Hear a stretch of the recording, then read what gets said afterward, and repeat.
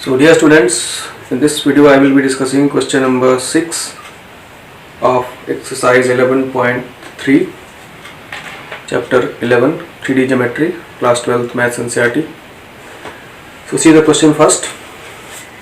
Here you have to find equations of the planes that passes through the three given points.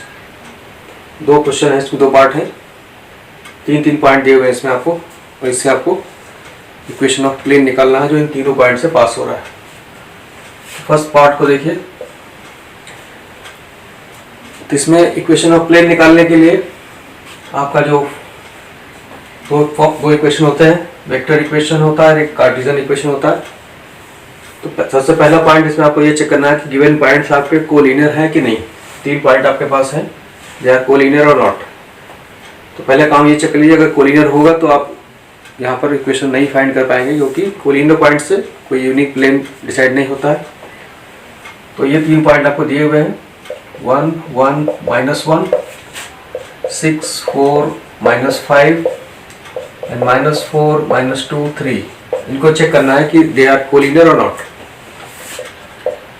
तो इसको check करने के तो आपने वेक्टर मेथड पढ़ा होगा कि अगर A B is equal to lambda B C अगर आ जाता है, this implies A B C are collinear, A B C are collinear, ये मेथड है।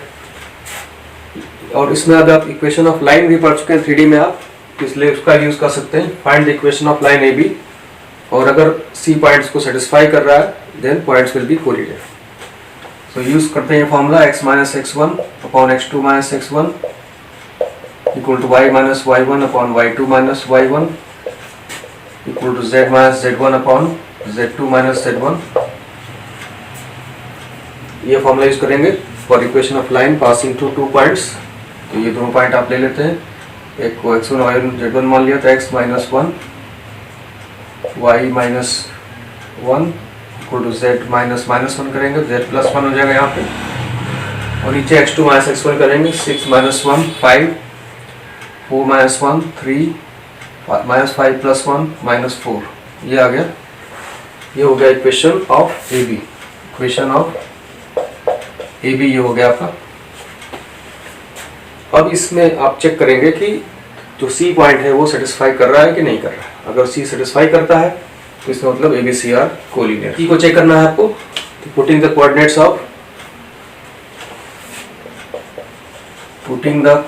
Of C in equation of A B.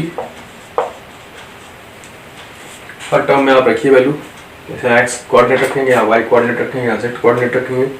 तीनों टर्म अलग अलग कैलकुलेट करिए। फर्स्ट टर्म क्या आएगा, फर्स्ट टर्म क्या है, x माइनस 1 अपॉन 5, x की जगह -4 है, तो हो जाएगा -4 माइनस 1 अपॉन 5, आ जाएगा -1। सेकेंड टर्म देखिए इसका, सेकेंड टर्म यहाँ रखिए आप, y की जगह -2 रखेंगे, -2 minus 1/3, again it is -1। Third term देखेंगे आप इसका, थर्ड टर्म ये है z प्लस 1/4, यहाँ z की वैल्यू रखेंगे आप 3, z की वैल्यू 3 है यहाँ, 3 प्लस 1 अपॉन -4, ये भी -1 आ गया। तो यहाँ देख रहे हैं कि ये तीनों पॉइंट, तीनों जगह आपने वैल्यू रखा तीनों टर्म में c का कोऑर्डिनेट। तो therefore clearly C lies on AB, therefore A, B and C must be collinear। ये कोलिनियर हो जाएंगे, और जब ये कोलिनियर हो गए तो इनसे कोई यूनिक प्लेन नहीं डिसाइड हो सकता, hence no unique plane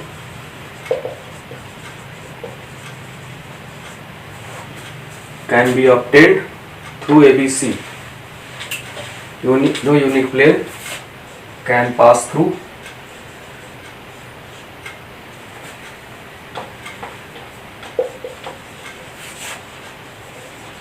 A B and C. इस केस में आपका कोई भी यूनिक प्लेन नहीं पास करेगा। मतलब ये उसी तरह की सिचुएशन होगी जैसे अगर आपको स्ट्रेट लाइन में कहा जाए कि पॉइंट आपको कोई दे दिया जाए ए 1 2, तो 1 2 से पास होने वाली लाइन का इक्वेशन लिखिए। तो 1 2 से पास होने वाली लाइन तो बहुत सारी हो सकती है, ये भी हो सकती है, ये भी हो सकती है, ये भी हो सकती है, ये भी हो सकती है। तो इस मतलब बहुत सारे इक्वेशंस हो सकते हैं। कोई यूनिक लाइन आप तभी बता पाएंगे जब एक और पॉइंट आपको दिया हो।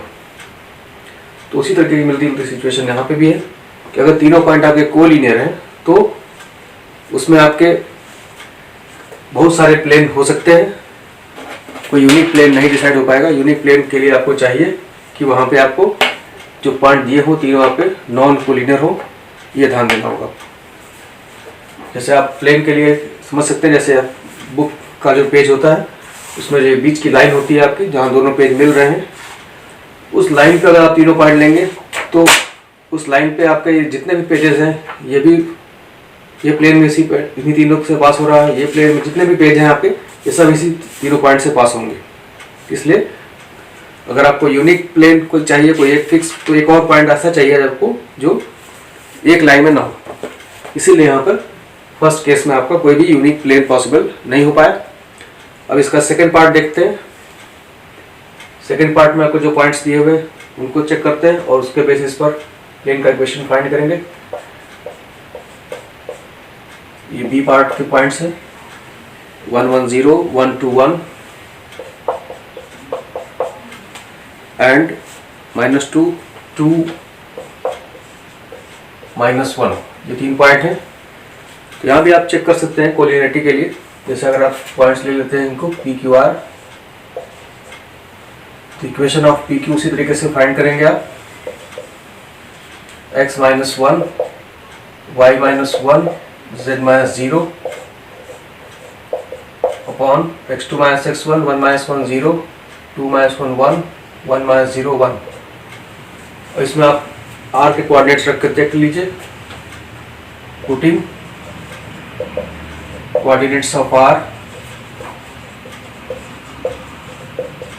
इन अबव इक्वेशन, क्या देख रहे हैं आप, x की जगह -2 रखेंगे, -2 - 1 अपॉन 0, यहाँ लिखिए 2 - 1 अपॉन 1, यहाँ रखेंगे -1 - 0 अपॉन 1। क्लियरली इक्वल नहीं है, यहाँ नॉट इक्वल टू लगा देंगे। देखो points a P Q and R, points P Q and R non collinear points, non collinear points. तो ये नॉन कोलिनियर पॉइंट्स स्टैब्लिश हो गए। अब आपको क्या करना है, इसके बेसिस पर अब आप प्लेन फाइंड कर सकते हैं, क्योंकि आप क्लियर हो गए कि ये नॉन कोलिनियर पॉइंट्स हैं। अब इक्वेशन ऑफ प्लेन फाइंड करना है आपको। Equation of vector equation of plane, vector equation of plane use होगा आपका r - a dot b - a cross c - a, ये हुआ आपका इक्वल टू 0। ये हो गया आपका वेक्टर इक्वेशन। और कार्टेशियन इक्वेशन आप लेंगे, अगर आप Cartesian equation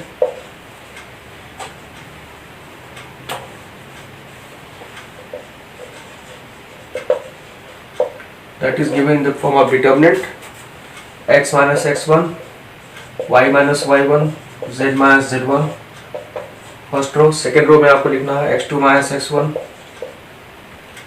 y2 - y1 z2 - z1 x3 - x1 y3 - y1 z3 - z1।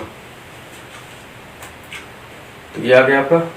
अब इसमें वैल्यूज आपको इसके अकॉर्डिंग रख देना है। पॉइंट को सपोज कर लीजिए x1 y1 z1 x2 y2 z2 x3 y3 z3।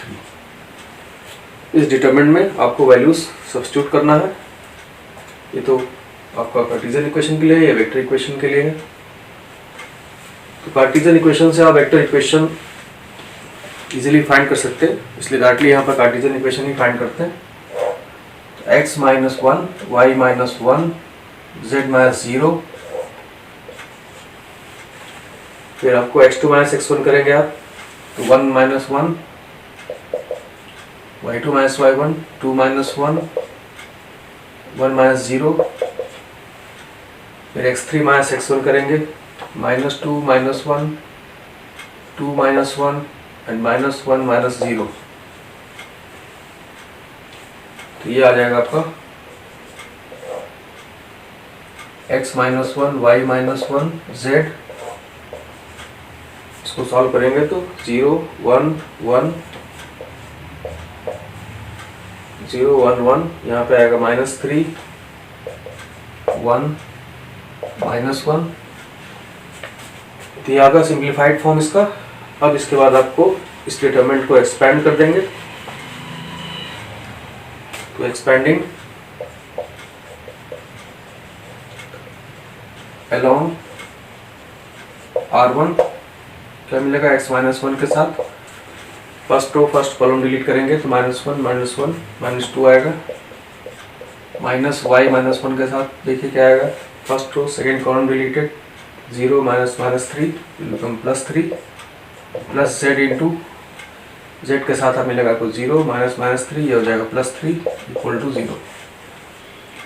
Simplify करेंगे तो आपको मिलेगा minus 2x minus 3y plus 3z, ये x y टर्म्स हो गए, और कोफिशिएंट टर्म देखेंगे तो आपको 2 प्लस 3 इक्वल टू 0, और 2x plus 3y minus 3z equal to 5। ये आपका रिक्वायर्ड इक्वेशन ऑफ प्लेन हो जाएगा। तो इसको भी आप चेक कर सकते हैं, ये सारे पॉइंट्स को सेटिस्फाई करेंगे, या चेक करके देख सकते हैं।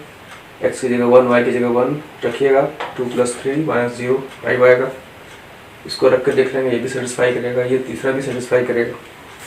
तो इस तरह से इक्वेशन ऑफ प्लेन आपको आ गया।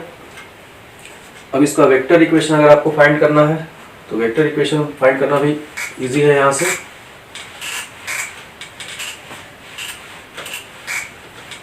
तो वेक्टर इक्वेशन फाइंड करने के लिए तो वेक्टर इक्वेशन ऑफ प्लेन क्या करना, आपको r डॉट लगा देना है, और इसी को आपको लिख देना है x y z की जगह को i कैप, x की जगह i कैप, y की जगह j कैप और z की जगह k कैप लिख देना। r dot 2i plus 3j cap minus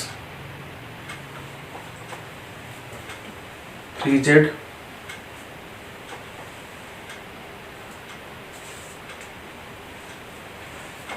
ठीक है, हो जाएगा यहाँ पे इक्वल टू 5। ये आपका वेक्टर इक्वेशन हो गया, ये कार्टेशियन इक्वेशन हो गया। तो कार्टेशियन से वेक्टर फाइंड करना इजी है। सिंपली इस इक्वेशन में क्या करना है, आपको r डॉट के साथ लिख देना है, और x को i कैप के साथ, y को j कैप के साथ, z को k कैप के साथ रिप्लेस कर देना है। तो ये दोनों आपके वेक्टर और कार्टेशियन इक्वेशंस हो गए। तो इस तरह से आपको जब भी इक्वेशन ऑफ प्लेन निकालना है, जहाँ 3 पॉइंट से पास होना वाले इक्वेशन से निकालना है, आपको 3 पॉइंट दिए हुए, तो मेरे लिए आपको पहले चेक कर लेना है कि पॉइंट्स कोलिनियर है कि नहीं। उसके लिए आपको क्या करना है, find the equation of line, first 2 point से कोई लाइन का इक्वेशन फाइंड करिए। अगर वो थर्ड पॉइंट को सेटिस्फाई कर रहा है, पॉइंट्स कोलिनियर हो गए, और पॉइंट्स अगर कोलिनियर हो गए तो आपका कोई यूनिक प्लेन नहीं से ऑब्टेन हो सकता है, तो वही क्वेश्चन आपका छोड़ देना है। और अगर पॉइंट्स को नॉन कोलिनियर आ जाते हैं, मतलब जो थर्ड पॉइंट है वो उस लाइन को सेटिस्फाई नहीं करता है, तब आपको पॉइंट्स नॉन कोलिनियर हो गए, तब आप यूनिक प्लेन फाइंड कर सकते हैं। तो आप इसके लिए ये मेथड फॉलो करिए, या तो वेक्टर इक्वेशन या कार्टेशियन इक्वेशन। और कार्टेशियन से वेक्टर फाइंड करना इजी है आपके लिए, तो कार्टेशियन पहले फाइंड कर लीजिए, फिर वेक्टर फाइंड करना बहुत एक स्टेप का काम है इसमें आपको, कि एक्स वाई जे को आपको आई कैप जे कैप के कैप से रिप्लेस कर देना है, और आर डॉट लगा देना है। कांस्टेंट टर्म में कोई चेंज नहीं, ये आपका वेक्टर इक्वेशन हो जाएगा। So that's all in this video.